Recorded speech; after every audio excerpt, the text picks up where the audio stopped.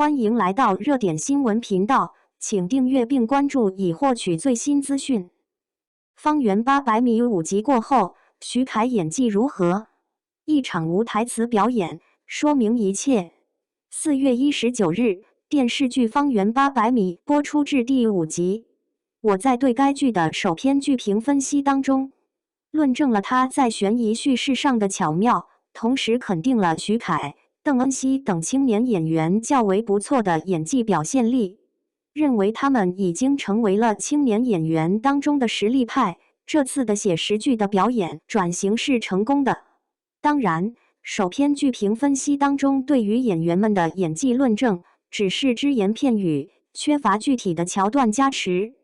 在方圆800米的第5集的最后一个桥段当中，这场戏是可以用来进行徐凯演技水平到底如何的论证的，尤其是这场戏当中的无台词表演的部分，是可以看出徐凯较为卓越的演技层次水平的。这场戏的前因是一个和男女主角有瓜葛的中年杀人犯开车出现在了男主音像厅的门前，接下来场景转回到了室内，邓恩熙角色醒来，发现外边有动静，继而他喊醒了徐凯角色，告诉他外边好像有人。此后的表演全部交给了徐凯角色。我们不妨来看一看这场戏徐凯是如何非常不错的完成与实现的。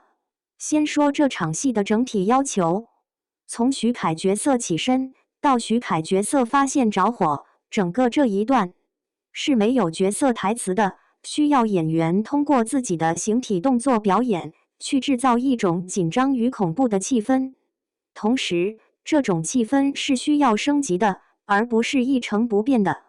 这个无台词的紧张恐怖气氛逐渐升级的表演，除了需要依靠导演的镜头美学去实现外，更主要的便是依靠演员的动作表演来实现。我们来看看徐凯是如何完成的。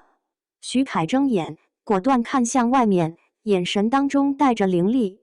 大家注意一下，这个果断看的动作和眼神当中的凌厉是表演层次上的东西，千万不要小瞧了这个果断的扭头，和这个扭头同时眼神当中带出来的凌厉，一般的青年演员还真实现不了，即便是很多中老年演员都无法把这种果断和凌厉表演得如此干脆到位。所以我说，这个桥段从徐凯的第一个表演镜头开始，其实就已经成功了。这位演员懂戏且非常会演，传神得很。继而就是缓慢抽刀和缓慢起身，眼神镇定，但像放射线一样向外边看，并且配合肢体的向外面走。这个缓慢抽刀和缓慢起身，一般演员容易实现，不难。眼神镇定也不太难，但是把镇定当中演出放射线的感觉来，就不太容易了。好多演员实现类似桥段的时候，眼神容易松散，不像是外边有危险，自己要去探究直面，更像是做贼。我不具体说是谁啊，谁人好，容易说人差，容易遭遇骂街。只说徐凯这个放射线一般的眼神，把这场戏破窗了。什么叫破窗呢？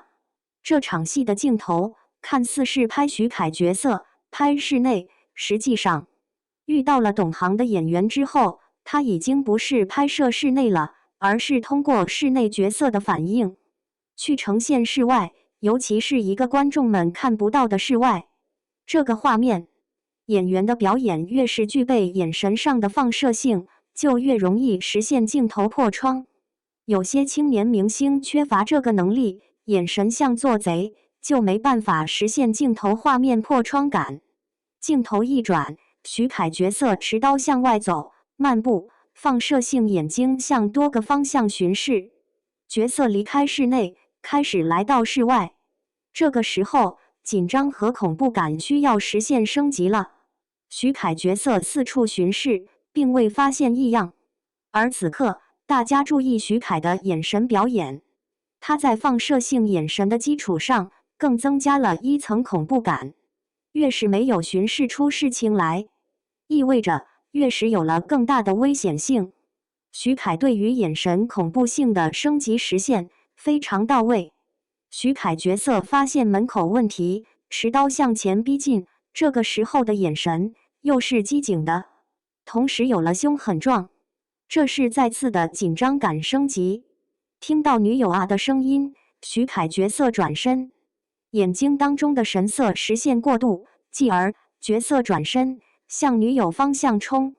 这个过渡感，徐凯表演的也很好，这是专业演员的功底所在。尤其是这个过渡，不需要台词加持，只用肢体和眼神实现的时候，确实很考验演技层次。徐凯角色看到女主带火跑出，喊了女友名字，这是一次台词表演。稍后又是一段无台词表演开启，男主遭遇袭击，男主看袭击者的脸，这个看是没有台词的，但是有分解动作和每个动作对应的男主眼神。徐凯抬眼看凶手，徐凯低头看伤口，徐凯倒地，这三个镜头有三个不同的眼神，而这三个眼神传达的意思都非常到位。抬头看凶手是疑惑，你凭什么杀我？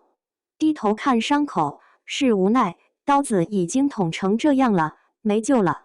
倒地是不甘心，因为女友那边还在遭遇危险，没人救。这些情绪没台词，只用眼睛去实现表现。经过这场戏，我觉得懂行的观众都能看出徐凯卓越的演技来了。